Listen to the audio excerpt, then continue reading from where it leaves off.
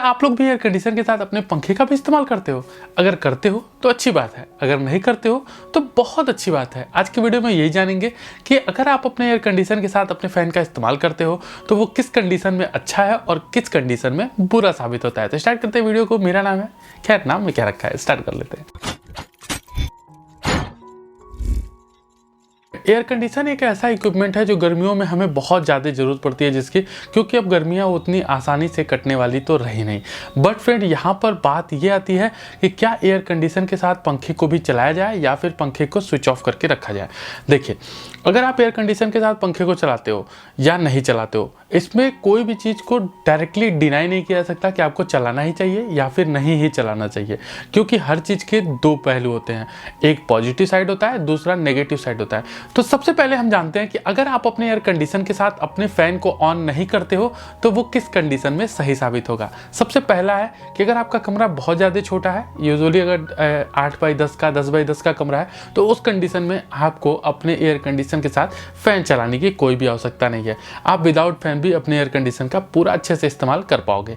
दूसरा रीज़न है कि अगर आपका कमरे में बहुत ज़्यादा डस्ट आता है, अगर आपका कमरा किसी ऐसी जगह पे है जहाँ पे बहुत जल्दी आप देखते हैं कि कोई भी घर पे सामान रखा है उसके ऊपर धूल जम जाती है, अलमीरा पे धूल जम जाती है, दीवालों पे धूल जम जाती है, तो इस कंडीशन में आपको फ़ैन चलाना अवॉइड करना चाहिए अगर आप एयर कंडीशन का इस्तेमाल कर रहे हैं तो। क्योंकि वहाँ पर होता ही है कि जब भी आप फ़ैन चलाते हो तो आपका जो एसी का डस्ट फिल्टर है वो बहुत जल्दी चोक होने लगता है, जिसके वजह से एसी की कूलिंग भी घट जाती है और साथ ही साथ आपको बार बार अपने डस्ट फिल्टर को क्लीन करना पड़ता है। उसके अलावा आपको एसी की सर्विसिंग भी करानी पड़ती है।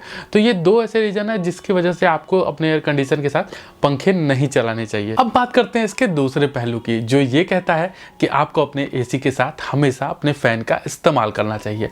अब यहाँ पर जो सबसे पहला रीज़न है कि ऐसा क्यों करना चाहिए, वो ये है कि ये अगर आप अपने एयर कंडीशन के साथ अपने पंखे का भी इस्तेमाल करते हो तो वो आपके कमरे में कूलिंग को बढ़ा देता है। अब इसको आप ऐसे समझ सकते हो कि मान लीजिए आप अपने एयर कंडीशन को 25 डिग्री सेल्सियस पे रन करते हो, तो अगर आप फ़ैन नहीं चलाते हो तो आपके कमरे का जो टेम्परेचर है वो 25 डिग्री सेल्सियस तक डाउन हो जाता है, चिल हो जाता है। बट अगर आप 25 डिग्री सेल्सियस पे पंखे को भी ऑन कर देते हो तो उस कंडीशन में जो फील्स लाइक टेम्परेचर होता है, मतलब जो टेम्परेचर आपको महसूस होता है, वो लगभग 2 से 3 डिग्री घट जाता है।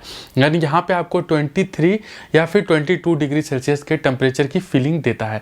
इसका मतलब है कि आपकी कूलिंग आपके कमरे में बढ़ जाती है। अब इससे बेनिफिट क्या होता है? बेनिफिट ये हो सकता है कि आप अपने कमरे में जो एयर कंडीशन है उसको थोड़ा सा हायर टेम्परेचर पे चला सकते हो, जैसे 27 डिग्री सेल्सियस पे, और साथ में अगर आप फ़ैन को रन करते हो तो वो फील्स लाइक 25 डिग्री सेल्सियस आपको टेम्परेचर फील करा देगा। उसके वजह से आपकी कूलिंग तो आप जितना चाहते हो उतना मिलेगा ही मिलेगा, साथ ही साथ हायर टेम्परेचर पे अपनी एयर कंडीशन को रन करने की वजह से आपका जो एयर कंडीशन का बिजली का कंजप्शन है वो भी बहुत हद तक घट जाएगा, जिसकी वजह से बिजली के बिल में आपके अच्छे खासे पैसे की बचत हो जाएगी। अब जो दूसरा रीजन है वो है उन कमरों के लिए जो कमरे बहुत ज़्यादा बड़े होते हैं, या फिर उन लोगों के लिए जो एक एसी में बहुत ज़्यादा लोग एसी का इस्तेमाल करते हैं एक ही कमरे में रहते हुए। यूजुअली हम लोग इंडियन के मिडिल क्लास फैमिली से आते हैं, हमारे यहाँ एक घर में लगभग एक एसी होता है। अब एक एसी होने की वजह से जब गर्मियाँ आती हैं तो सारे के सारे लोग उसी कमरे में आ जाते हैं जिस कमरे में एयर कंडीशन लगा होता है। तो अगर आप अपने एयर कंडीशन के साथ फ़ैन चलाते हो तो फ़ैन का काम होता है कि कमरे के अंदर प्रेजेंट एयर को, हवा को पूरे कमरे में इक्वली डिस्ट्रीब्यूट करना।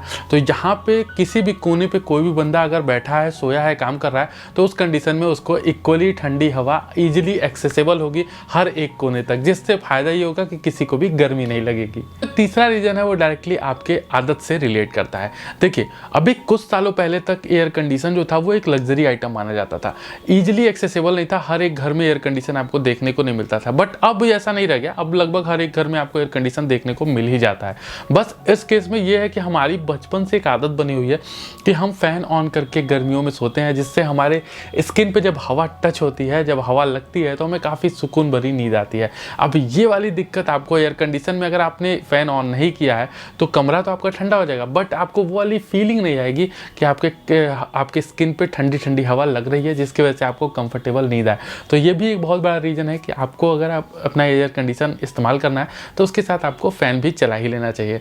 अब चौथा आपको बताऊंगा एक ऐसी चीज़ कि आपको फ़ैन चलाने से पहले एक चीज़ का बिल्कुल ध्यान रखना चाहिए कि अगर आपका कमरा प्रॉपरली सील नहीं है तो आपको सबसे पहले अपने कमरे को प्रॉपरली सील करना चाहिए, देन आपको अपने एयर कंडीशन के साथ अपने एसी को रन करना चाहिए। क्योंकि अगर आप ऐसा नहीं नहीं करते हो तो एसी की जो ठंडी हवा बहुत ज़्यादा लीक करेगी, दरवाजे के नीचे से, खिड़की से, रोशनदान से, जगह जगह से वो लीक करती रहेगी, जिसकी वजह से कमरे में प्रॉपरली ठंडक भी नहीं मिलेगी और बिजली के बिल का कंजप्शन भी बढ़ जाएगा।